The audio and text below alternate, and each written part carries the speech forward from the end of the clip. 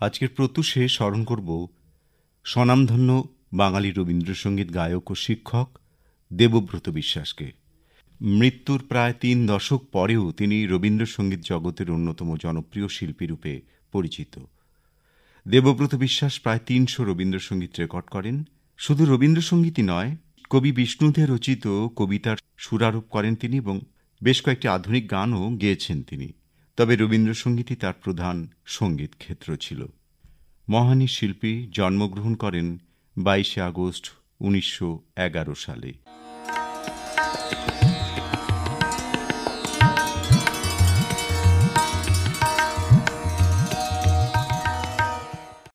এবারে চলে আসি প্রত্যুষার এ মাসের চিঠির বিষয়ে। প্রত্যুষার এ মাস অর্থাৎ আগস্ট মাসের চিঠির বিষয় এদেশ এদেশ আমার এদেশ। এ নিয়ে চিঠি লিখেছেন ইলা চক্রবর্তী, ময়নাগুড়ি হাসপাতালপাড়া, জলপাইগুড়ি থেকে। আজ কেবলই কি দিবস পালন? দেশ কি? তেরঙ্গা জাতীয় পতাকার ৩টি রঙের অর্থ কি? অশোক চক্র কিসের প্রতীক? এই সমস্ত নিগূঢ় তথ্য ভাবি প্রজন্মের কাছে পরিস্ফুট করে তাদের মনন, চিন্তন, দেশাত্মবোধ জাগিয়ে তুলে উপযুক্ত দেশবাসী করে গড়ে তুলতে হবে। তবেই সার্থক দেশপ্রেম গড়ে উঠবে। নিজের পিঠে বেত্রাঘাত না পড়লে যেমন তার ব্যথা অনুভব হয় না, ঠিক তেমনি কেবল দিবস পালনে দেশাত্মবোধ জাগরিত হবে না। বিদেশির অত্যাচারে কে হিন্দু, মুসলিম, জৈন, খ্রিস্টান, কে সবই একই জাতি ছিল। সে জাতির নাম ভারতবাসী। অনেক রক্তের বিনিময়ে, অনেক প্রাণের বিনিময়ে পাওয়া এই স্বাধীন সোনার দেশকে আমরা সুজলা সুফলা শস্য শ্যামলা করে তুলি। পথঘাট, বিদ্যালয়, স্বাস্থ্যকেন্দ্র পরিচ্ছন্ন, প্লাস্টিক মুক্ত করি। সুস্থ সংস্কৃতি, শালীন ভাষা, শালীন আচরণ, নেশামুক্ত যুব সম্প্রদায়কে তেজোদ্দীপ্ত, পরোপকারী করে গড়ে তুলি। সর্বোপরি মেধার উন্মেষ ঘটাই। এরাই হাল ধরে পরবর্তীকালে দেশকে বিশ্বের দরবারে শ্রেষ্ঠ প্রমাণিত করবেই। পরিশেষে বলি, একজন মানুষও যেন তার প্রাপ্য অধিকার থেকে বঞ্চিত না হয়। বিদ্যাসাগর, নেতাজি, ক্ষুদিরাম, বিবেকানন্দের দেশে একজন নারীও যেন নির্যাতিতা না হয়, লাঞ্ছিতা, বিপন্ন না হয়। কোনো নারী যেন কখনো না কাঁদে। আমার দেশ যেন সকল দেশের সেরা হয়েই থাকে। লিখেছেন ইলা চক্রবর্তী, ময়নাগুড়ি হাসপাতালপাড়া, জলপাইগুড়ি থেকে।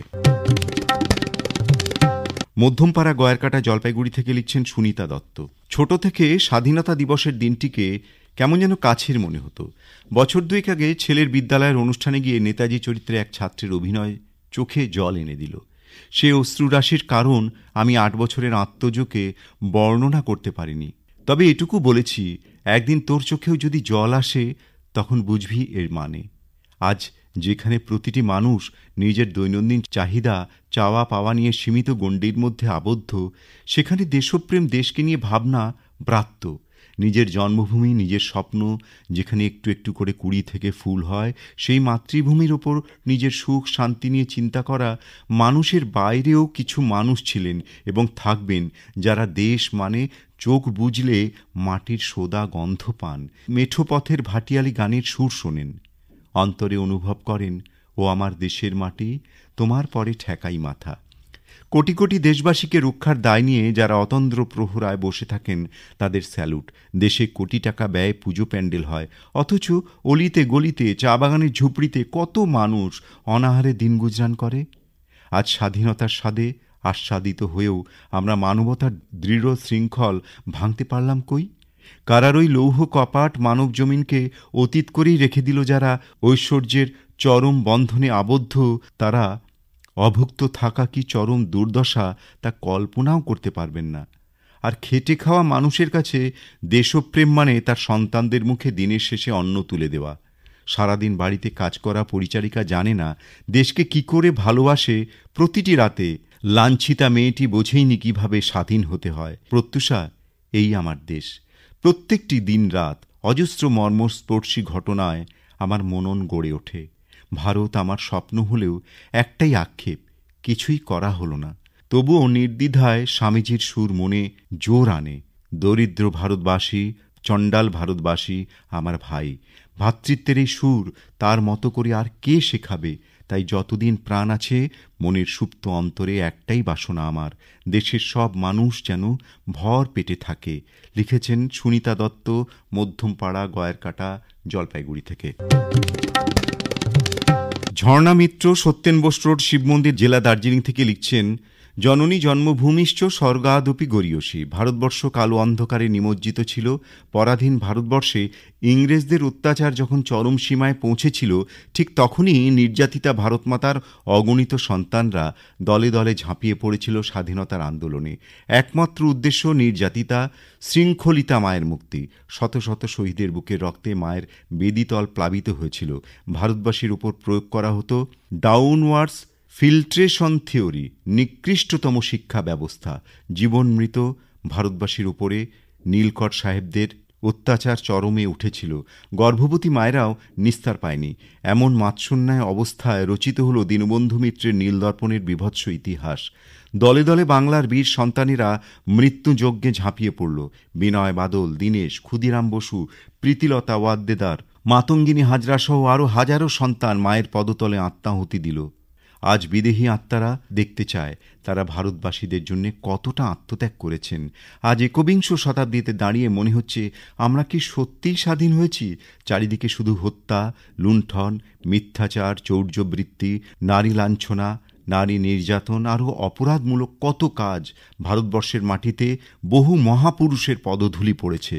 এমন একটা সময় এসেছে আমরা স্বাধীনতা দিবসের প্রাক্কালে সমস্বরে বলতে চাই, ভারত আমার জন্মভূমি, ভারতবাসী আমার ভাই বোন, দেশকে ভালোবেসে আমার জন্ম সার্থক।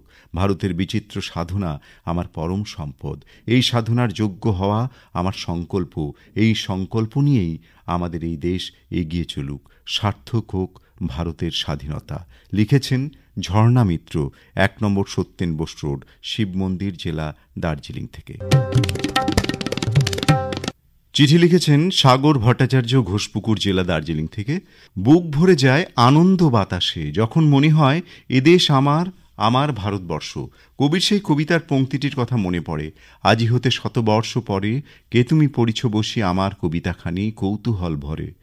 এই ভারতবর্ষ যত পুরাতন হচ্ছে তত তার শ্রীবৃদ্ধি ঘটছে। স্বাধীনতার ৭৮তম বছরের আগের সেই ভয়াবহ দিনগুলোর কথা মনে পড়ে, যখন ভারতের দামাল সন্তানেরা স্বাধীনতার জন্য মৃত্যুবরণ করা এক গর্বের বিষয় বলে মনে করতেন। কত শহীদের রক্তে রাঙানো এদেশ, শত শত বিপ্লবীর আত্মত্যাগ, আন্দামানের সেলুলার জেলে ক্ষুদ্র প্রকোষ্ঠে বছরের পর বছর বন্দিদশা, ভাবলে গায়ে শিহরণ জাগে। বহু কাঙ্ক্ষিত কষ্টার্জিত সেই স্বাধীনতা এলো, কিন্তু সুভাষ, ক্ষুদিরামের সেই আদর্শ ভুল উণ্ঠিত হল। নেতাজি স্বাধীনতার পর ২০ বছর শাসন চেয়েছিলেন শুধু গণতান্ত্রিক ও সমাজতান্ত্রিক ভারতের স্বপ্ন পূরণ করতে। বিবেকানন্দ তার ২৪টি নির্দেশে বলে গেছেন, সততা, স্বার্থশূন্যতা, সেবা পরায়ণতা ইত্যাদি গুণ মানবের চারিত্রিক দৃঢ়তা প্রস্ফুটিত করে। আজ সব শূন্যে পর্যবসিত হয়েছে। চারিদিকে হানাহানি, রক্তক্ষয়, মানুষে মানুষে বিভেদ, পরশ্রী কাতরতা, লোভ, নারীদের প্রতি অসম্মান, নারী নির্যাতন, দেশ ও দশের মান নিম্নমুখী করার প্রবণতা। তবে কি শাসকের অন্যায়, অবিচারের প্রতিফলন? যারা সংসার পরিবার ত্যাগ করে চলে গেছেন এই স্বাধীনতার আকাঙ্ক্ষায়, বর্তমান সমাজ কি তাদের কথা একবারও স্মরণ করে না? জাত ধর্মের লড়াই করে স্বার্থপরতা গ্রাস করছে মানব জীবনকে।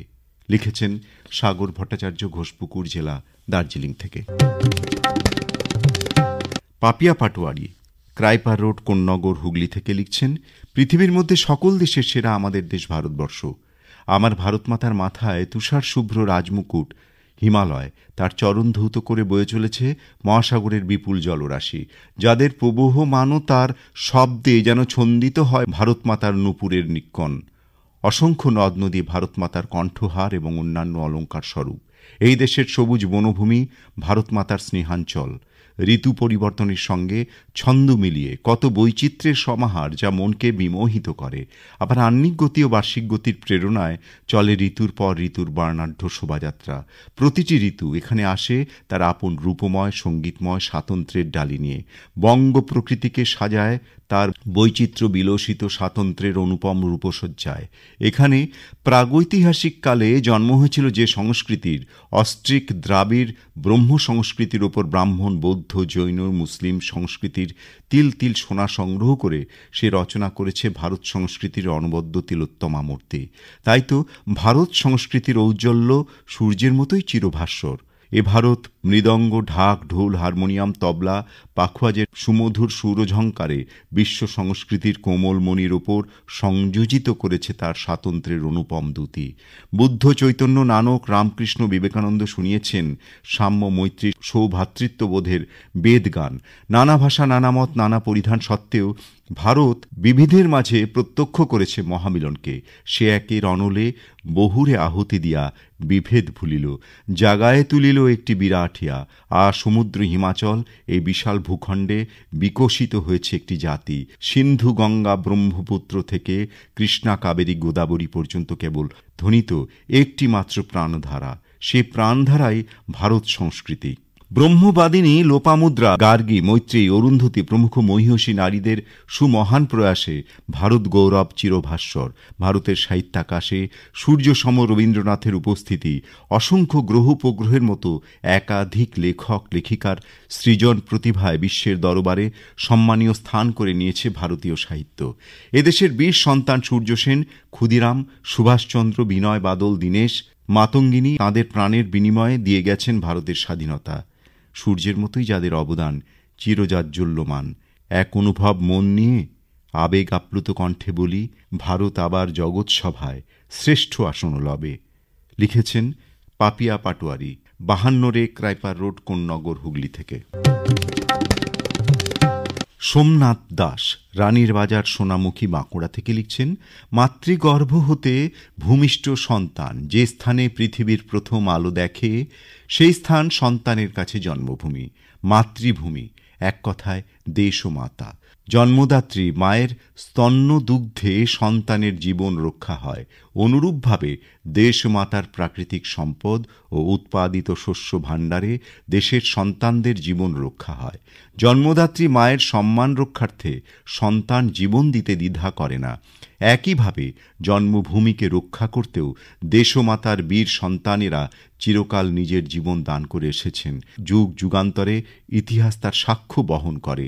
সাহিত্য সম্রাট বঙ্কিমচন্দ্র চট্টোপাধ্যায়ের আনন্দমঠ উপন্যাসে সন্তান দলে তার উল্লেখ পাওয়া যায়। দেশের প্রতিটি সন্তানের কাছে জননী জন্মভূমিশ্চ স্বর্গাদপি গরীয়সী।